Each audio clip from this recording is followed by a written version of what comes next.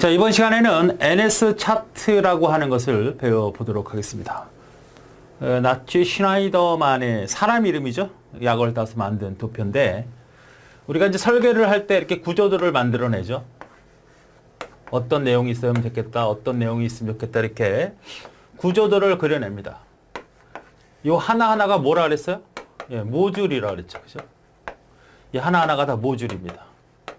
그래서 이 모듈을 작성을 할 때 보통 이것을 작성하는 내용을 모듈 명세서라고 했죠. 그렇죠. 그럼 여기서 어떤 입력을 받아야 된다. 다시 또 입력을 받아야 된다. 선택을 하기 전에 반복을 해야 된다.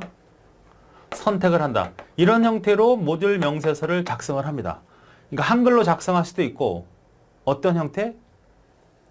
우리가 프로그램 설계 언어라고 해서 C 언어나 비주얼 베이직 같은 형태를 갖추고 있지만 실제로 번역 프로그램이 없는 그런 설계 언어로 작성할 수도 있고 지금처럼 이런 형태의 모습으로도 그려낼 수 있습니다.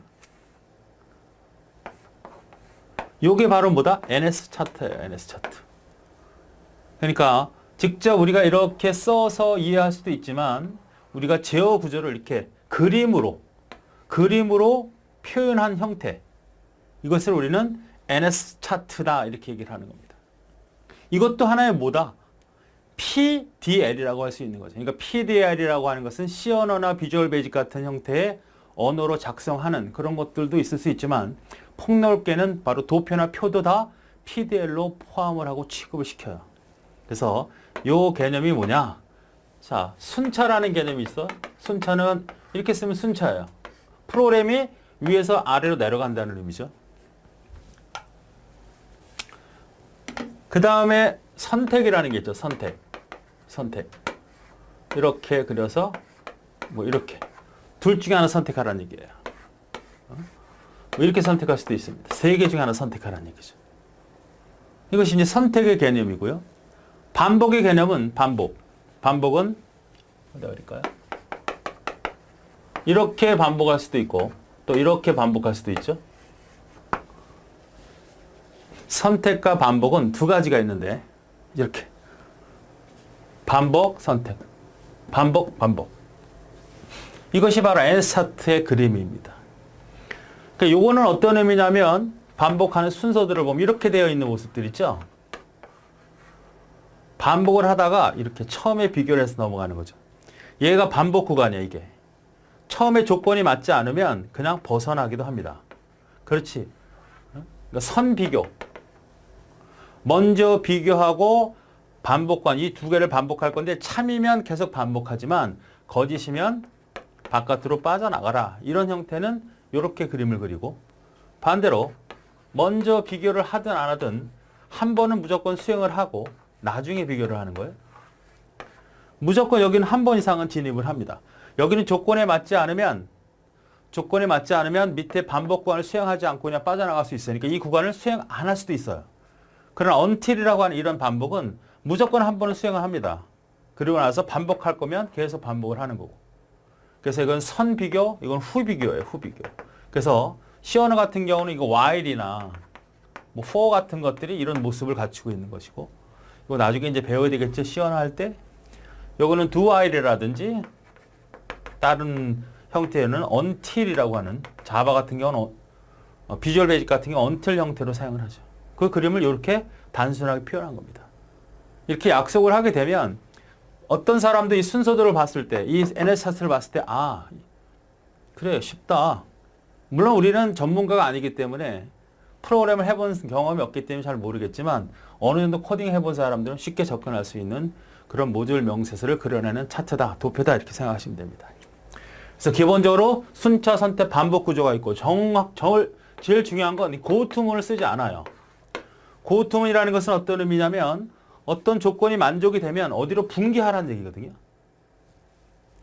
어디로 분기를 하라는 얘기예요. 프로그램을 쭉 수행을 하다 보면 자, 프로그램이 쭉 진행을 해요. 계속 진행합니다. 하나하나가 이제 처리되고 있는 거죠. 순차 처리가 됩니다. 그러다가 어느 상관이 되면 요걸 수행할 거냐, 요걸 수행할 거냐를 선택하게 해요. 여기서. 선택문이죠. 조건에 맞으면 얘를 선택하고 조건에 맞지 않으면 얘를 선택하겠다. 이게 선택문이 되는 거예요. 그러다가 쭉 가다가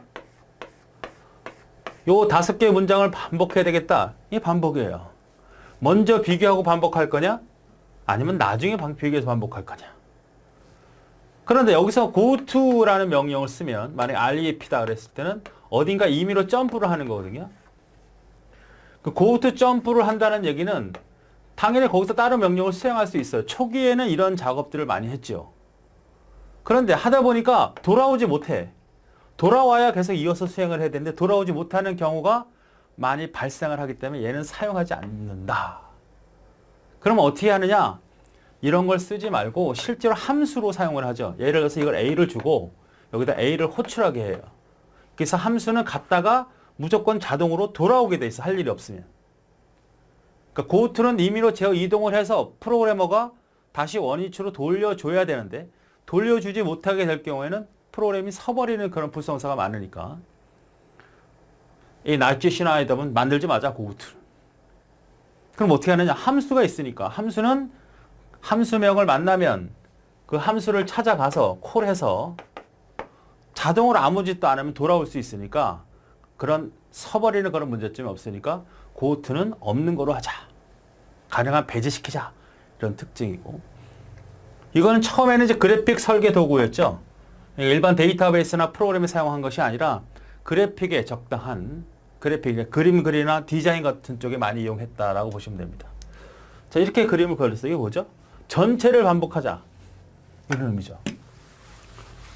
물론 여기다 이제 내용을 좀 써야 되겠지만 전체 반복하고 그 다음 하나를 수행한 다음에 선택을 하게 되죠. 크게. 이 안에. 그래서 이쪽으로 선택하면 하나, 2개 수행하고 until 반복을 하는 거고 오른쪽 선택을 하면 순차 문장이 계속 수행을 하는 겁니다.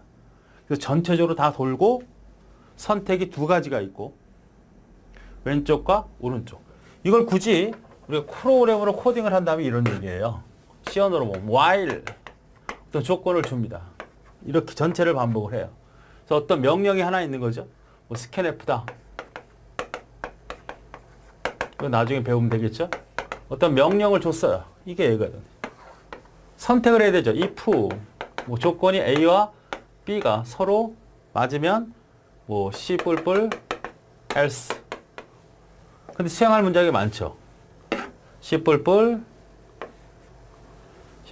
뭐 D 뿔뿔이라고 합시다. 뭔지 몰라도 이런 문장이 있어. 그것도 반복문들이 들어가 있네요. do while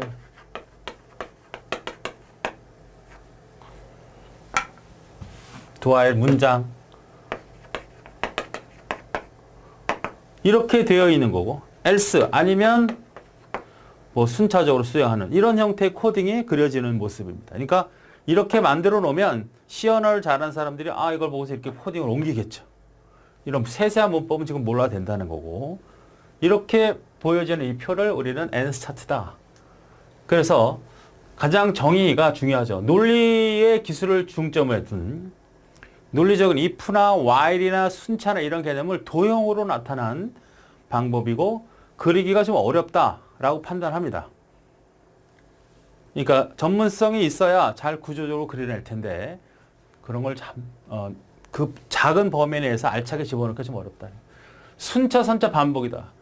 임의 저이동, go to 명령이죠. 이게 그래픽 설계도부터 출발했고 상자, 박스 다이아그램이라고 한다. 상자 안에 다 들어가 있으니까 제가 프로그램을 아까 금방 변환하는 거죠. 프로그램을 변환하는 거 쉽고 조건이 복합되어 있는 곳의 처리를 명확히 식별하기 적합하다.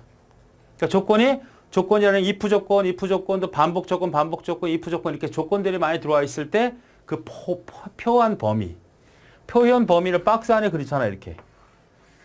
또 박스 이렇게 그릴 수 있잖아. 또 이렇게 그릴 수 있어요. 반복. 그 다음에 순차, 선택, 순차, 반복 이렇게 그려낼 수 있다는 게 굉장히 중요한 특징이죠. 자, 그래서 NS 차트에 대한 기본적인 사항이에요. 설계도, 모듈 설계를 할 때 사용하는 방법으로서 그래도 가장 많이 사용하는 방법이다. 문제를 보시죠. 모듈의 설계 시 문서와 기법 중 NS 차트의 설명으로 가장 적절한 건 이렇게 했어요. 도표나 그림이 아닌 if then else 코딩을 직접 하는 게 아니죠. 모듈의 내부 기능과 논리의 문법적인 제약이 있어요.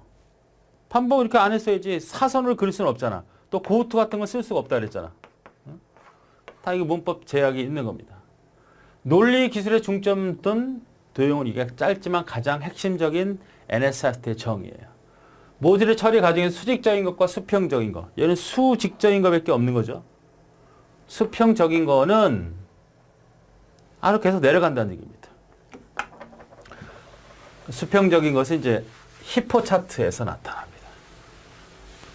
수직적인 것과 수평적인 것은 모두 두 차원으로 표현할 수 있는 방법은 다음 시간에 배울 히포라고 하는 거 있어요.